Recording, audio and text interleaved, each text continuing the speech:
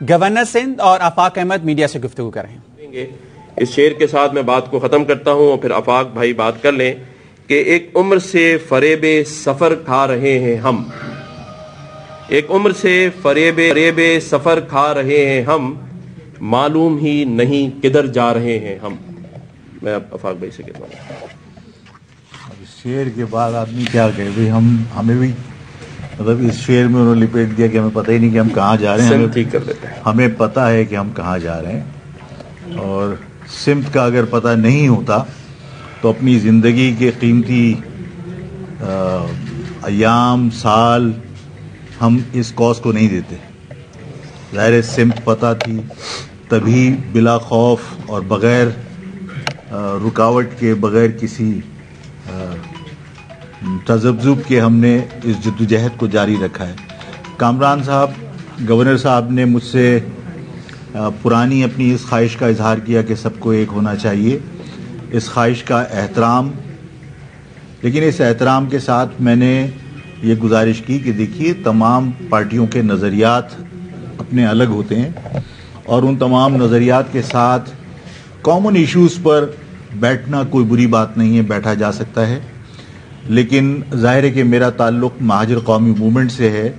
اور میرا بنیادی اختلاف جس زمانے میں خالد مقبول صاحب نے یا فاروق ستار صاحب نے یا اور رفقا نے جو ان کے ہیں، انہوں نے الطاف حسین سے علیحدگی اختیار نہیں کی تھی. اس سے پہلے میرا الطاف حسین صاحب سے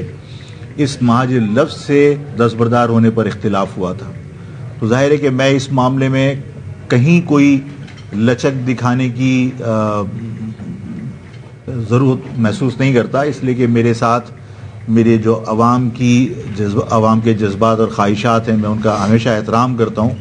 میں اس معاملے میں تو میں نے معذرت کی ہے، اور میں نے کل 2 دن پہلے بھی پریس کا وضاحت کر دی تھی.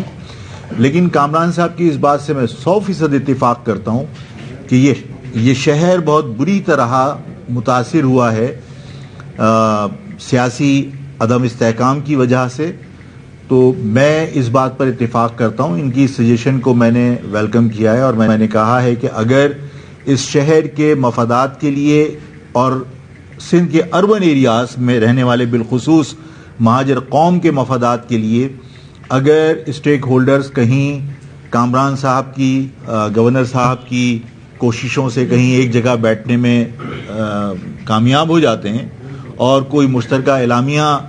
جاری کر کے ہم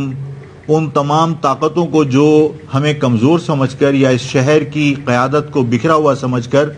اگر وہ یہاں کے حقوق غصب کر رہے ہیں، یہاں کے معاملات سے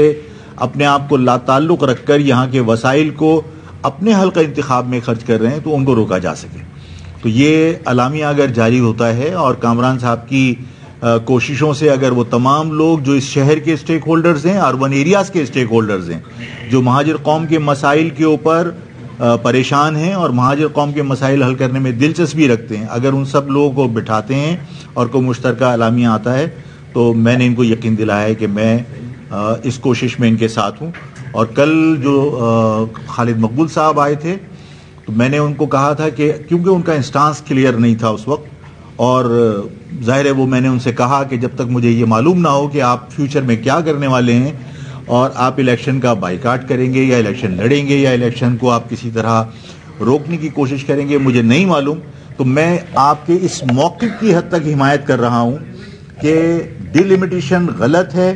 اور ڈیلیمیٹیشن دوبارہ ہونی چاہیے. اس سلسلے میں 9 تاریخ کو جو آپ پروٹیسٹ کریں گے تو مہاجر قومی موومنٹ آپ کے اس پروٹیسٹ میں اس لیے شریک ہوگی کہ وہ آپ کی آواز سے آواز ملا کر اس آواز کو اپنی حد تک تقویت پہنچا سکے. آپ تمام